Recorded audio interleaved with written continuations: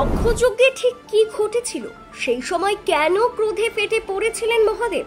যজ্ঞকুণ্ডে সতীর সাথে এমন কি হয়েছিল? শিবের চোখে আগুন, ঠিক কি ঘটেছিল সেই রাতে?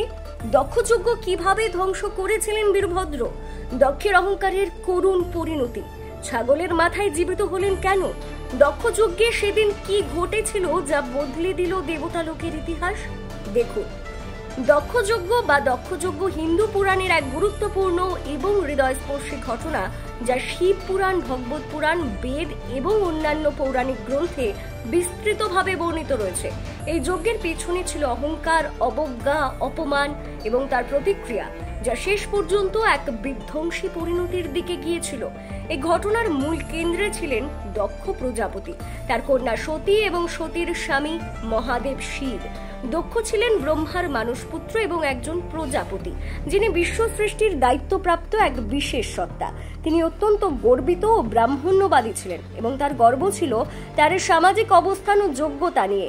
দক্ষের কন্যা সতী ছিলেন অত্যন্ত ধার্মিক, গুণবতী এবং মহাদেবের প্রতি অগাধ ভক্তিপূর্ণ। সতী নিজের ইচ্ছে মহাদেবকে বিবাহ করেছিলেন, যদিও দক্ষ এই বিয়েতে মোটেই সম্মত ছিলেন না। তার মতে শিব একজন অশৌচ, নগ্ন, শ্মশানবাসী, ভস্মমণ্ডিত, সমাজ বিচ্ছিন্ন এবং ঋষি মুনিদের সঙ্গে ঘোরাফেরা করা তথাকথিত অপদার্থ। এই অপমান বোধে দক্ষ এক বিশাল যজ্ঞের আয়োজন করেন। সেখানে সমগ্র দেবতা, ঋষি, প্রজাপতি এবং জ্ঞানীরা নিমন্ত্রিত ছিলেন, কিন্তু সচেতনভাবেই তিনি মহাদেব ও সতীকে আমন্ত্রণ জানাননি। সতী যখন এই খবর পান যে তার পিতা এমন এক বৃহৎ যজ্ঞ করছেন এবং তাকে ও তার স্বামীকে আমন্ত্রণ জানাননি, তখন তিনি ব্যথিত হন।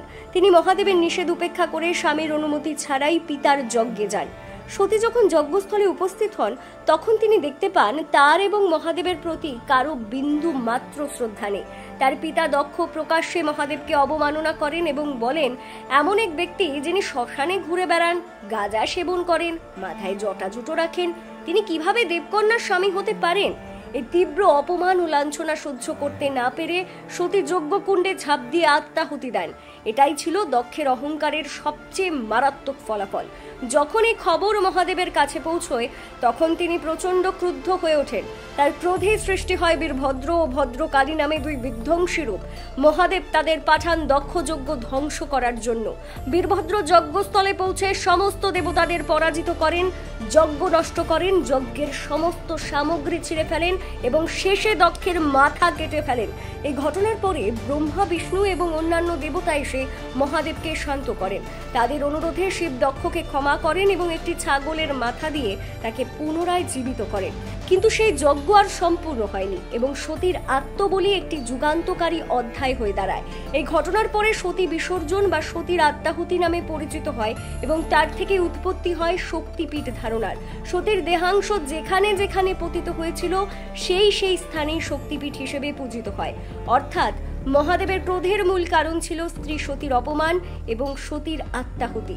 ছিল ঘটনার মাধ্যমে বোঝা যায় অহংকার ও অবজ্ঞার ফলে কতটা ভয়ঙ্কর হতে পারে এবং মহাদেব কেবল একজন তপস্বী নন, স্ত্রী ভক্ত ন্যায়ের প্রতীকও বটে।